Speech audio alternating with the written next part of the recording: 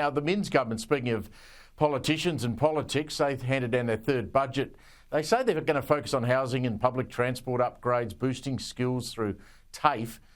No new cost of living relief for struggling families, though. The Treasurer, Daniel Mookie, says the budget's about securing the state's future, and even as New South Wales is set to spend more than it earns until at least 2027. Watching it with an eagle eye, former Treasurer of New South Wales, Michael Costa. Did we hear anything about savings measures in that budget at all? There's some moderate savings measures in the budget, Steve, but they're not going to really make much difference compared to some of the big growth items. Look, I've got to say this budget was probably Minns's and Mookie's best budget. I think the first two, unfortunately, were caught by their promises on wages, which are reflected in this budget. You're seeing wages, public sector wages, growing by $2 billion next year. And, the trick with all of this, of course, is because, public servants are the key expenditure item in the budget. If you increase their wages, it looks like you're spending more in every area. You are, but you're not necessarily getting productivity or, better results in those expenditure areas. Look, it's quite depressing to see, a budget deficit of $5.7 billion and a projection of more deficits next year. I'm very sceptical about the surplus he's talking about.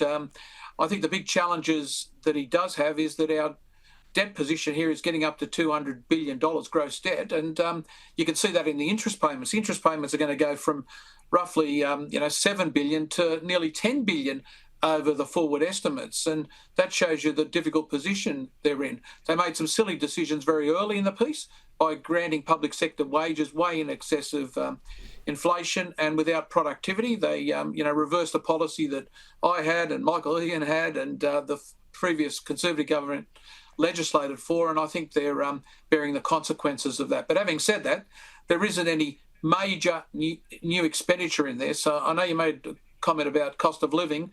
The big item there is really the energy, and that's subsidised by the federal government.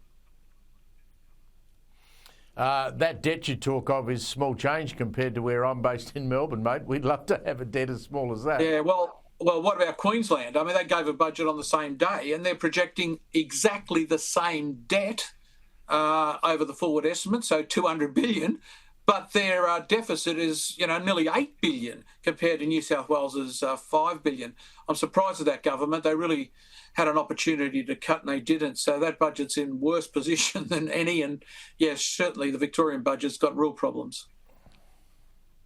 Let's talk about one of your favourite politicians, Jim Chalmers. He says nothing is off the table at this upcoming Economic Reform Summit, including potential changes to the GST. But he's made it very clear the proposal must be in the national interest. Here he is. It's not unusual for the states and territories to put their hand up for a bigger revenue base or for more Commonwealth support, more Commonwealth funding. That's been a pretty frequent occurrence over recent years and recent decades since the GST was introduced.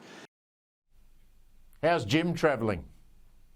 Well, I think he's economically clueless, and that unrealised capital gains tax, which is still on the table, which should have been jettisoned if he was seriously talking about tax reform, clearly shows that. Look, the problem with what he's saying is that he's never going to get any of the states to agree to increase the GST. He's never going to get any of the states to increase the share formula.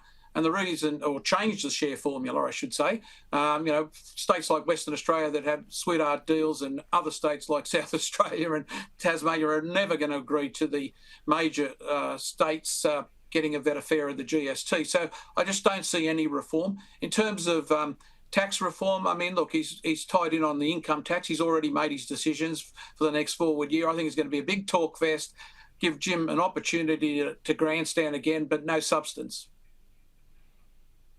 Yeah, and it's a small group of people and it's handpicked, and the unions will be in there pushing their case very hard, and what comes out of it I don't think is going to be what you'd call rich reform. Michael Costa, my friend, always great to catch up with you. Thanks very much, mate.